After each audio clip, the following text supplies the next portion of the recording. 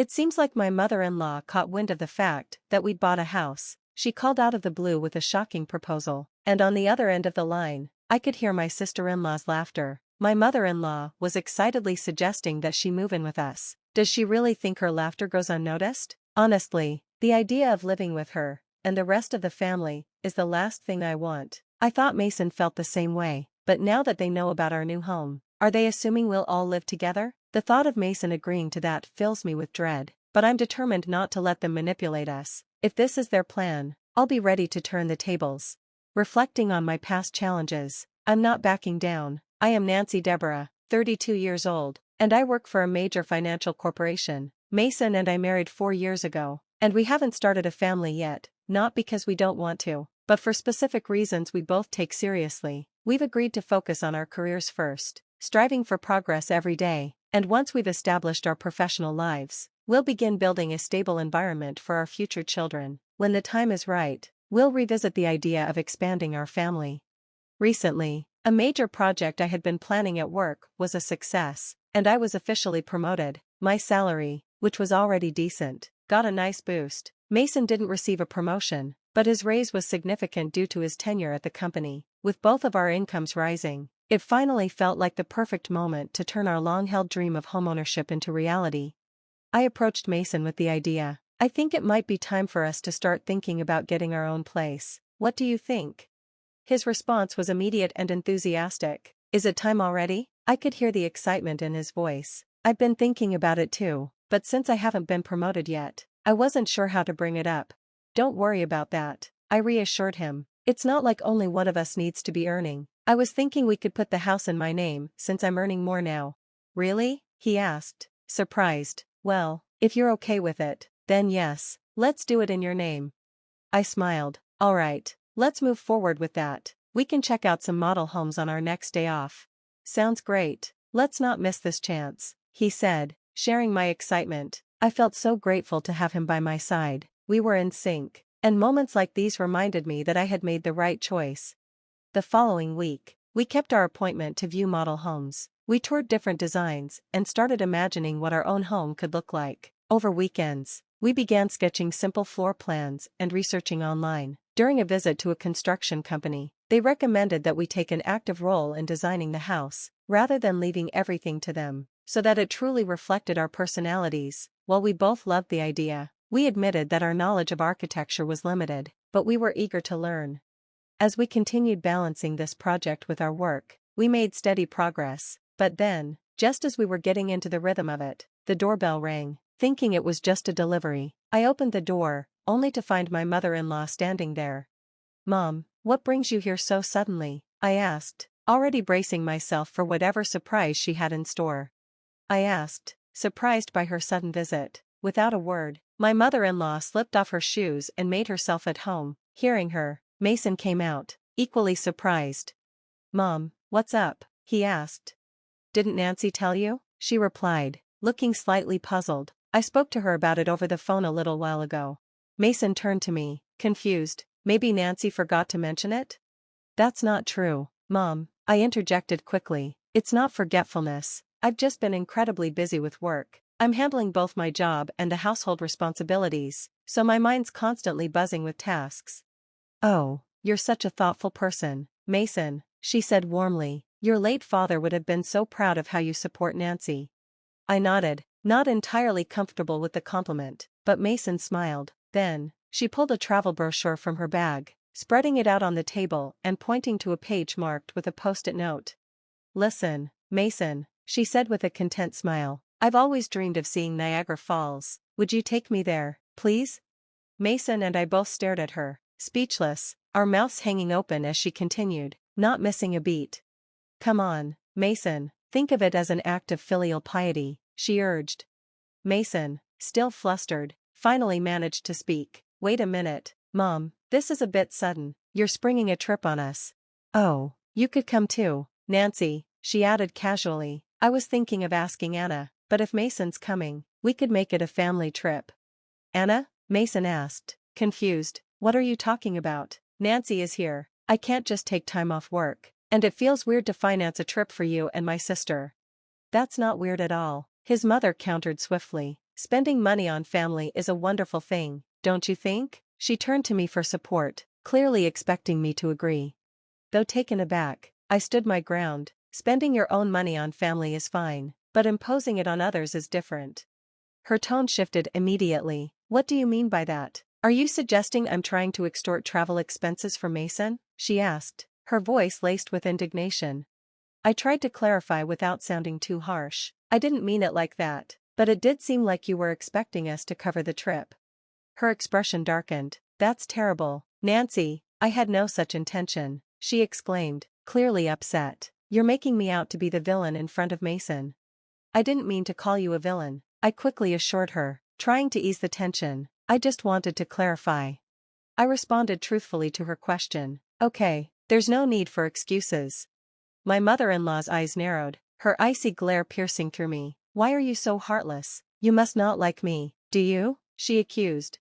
This wasn't the first time such a situation had unfolded. Whenever she visited, she always seemed to find a reason to ask for money, which she would then squander, often with Anna, Mason's sister. While the idea of supporting family sounds noble, in this case, it felt more like extortion. The dynamic shifted when Mason, out of kindness, gave them money, but I've never been comfortable with his mother or sister's constant demands.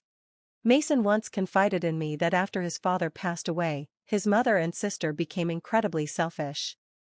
His father, who had died when Mason was in high school, had managed their finances carefully, but without him, there was no one left to keep an eye on their spending. This included recklessly using up life insurance money. Anna worked part-time, earning a modest salary, which left their financial situation precarious. This, of course, was their frequent excuse for showing up at our door, claiming that life was tough or that they needed a break, subtly hinting that they needed money from Mason. Before I married Mason, it seemed he was constantly at the mercy of his mother's demands. There was a dependency on the care she provided after his father's death, but since marrying me, Mason had begun to see their true colors. Although they often asked for money, he had been making a conscious effort to refuse. Recently, he had even started to assert himself more with his mother, especially in response to her spiteful comments like, "You don't like me, do you?" Or "Why should I be nice to such an uncharming daughter-in-law?" Mason stood his ground. "Just because you're my mother doesn't mean you can speak badly of Nancy. Didn't she just answer your question honestly?" "You're taking Nancy's side," his mother exclaimed, shocked. "What are you talking about?" "I think you're in the wrong here, Mom," Mason said firmly. "That's so unfair," she retorted, her voice full of indignation. "Surely Nancy must have poisoned your mind against me." "Poor thing, you were such a kind child before you got married." Mason, unwavering, responded, "I'm not saying this because of Nancy. I'm saying it because I truly believe it." His mother, clearly taken aback by his firm stance, was not used to being contradicted. Frustrated, she bit her lower lip before muttering, "Fine," and storming out of the house. "Nancy, I'm sorry," Mason said softly after a moment. "I always make you feel uncomfortable," Mason apologized once his mother had left. "No, it's okay," I reassured him. "Hey, you stood up for us this time." I smiled at him, trying to ease the tension. "Once we build our own home, we'll be further away. Maybe then we can minimize our interactions with your mom and sister." "That would be a relief," Mason agreed, sounding genuinely grateful. The location we were considering for our new house was significantly farther from our current apartment, but that distance would also make our commutes easier. Currently, our apartment was just 4 train stations away from Mason's parents' house, but the new house would be 3 times farther, requiring several transfers. The route was complicated, so unless we gave them the address, it was unlikely they would be able to find it. This move seemed like a perfect opportunity to distance ourselves from the constant, often uncomfortable family interactions. We submitted our floor plan ideas to the construction company, and 3 months later, construction began. About 8 months after that, our $800,000 dream home was completed. We managed to carve out some time from our busy schedules to pack a few days before the move. Then, in the midst of packing, I received a call from my mother-in-law. I put her on speakerphone while I continued to pack. "Hello?" I greeted her. "When are you moving? You bought a house, right?" I want to live with you, she blurted out, her voice unusually high-pitched and catching me off guard. In the background, I could hear Anna, my sister-in-law, chuckling. That's great. We can make Nancy work for us every day. Mom, you came up with a good idea, Anna snickered. Do they think I can't hear them? It was clear they were planning to freeload off our move, imagining an easy life at our expense.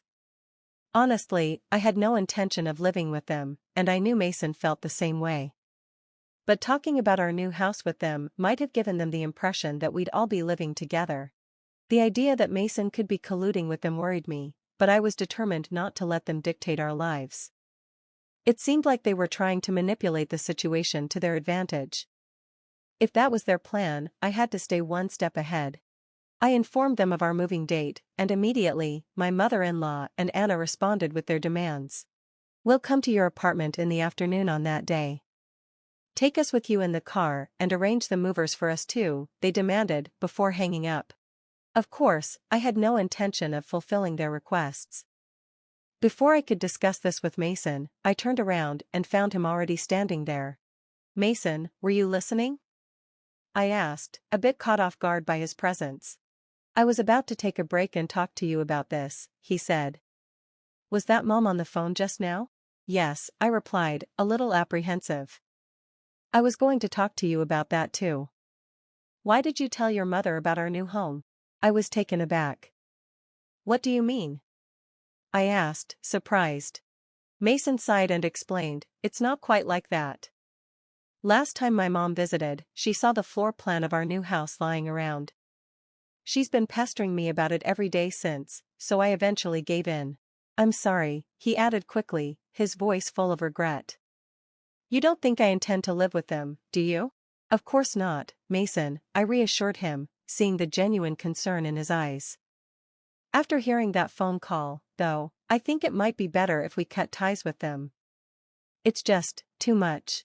Mason's expression darkened, and for the first time, I saw him more furious than I had ever seen before. It was a relief, in a way, he was on my side. He went on to explain that his mother had shown a surprising interest in the layout of our new home, pretending to casually inquire while bombarding him with questions about the number of rooms, the size, and all the details. It was clear she had been trying to find a way in, and this conversation only solidified our resolve. We both agreed it was time to set boundaries and protect our new life together from unwanted intrusions. I had reached my limit with his mother's overbearing behavior. She had caused enough chaos in our lives, and it was finally time to turn the page. We were ready to settle this issue once and for all.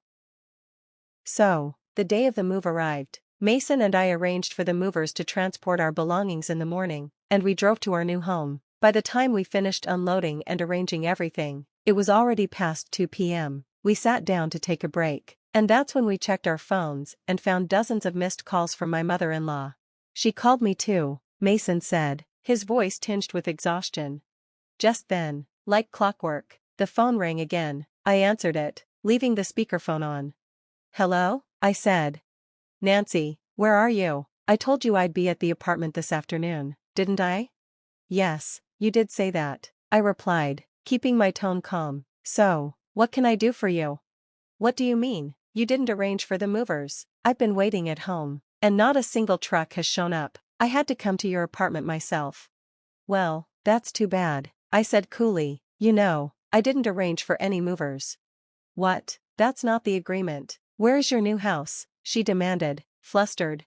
Do you think I'd tell you? I countered firmly. There was a stunned silence on the other end. I could almost hear her processing the fact that things had changed. She probably thought, as long as Mason was involved, she could manipulate the situation in her favor. But Mason had changed. He was now firmly by my side.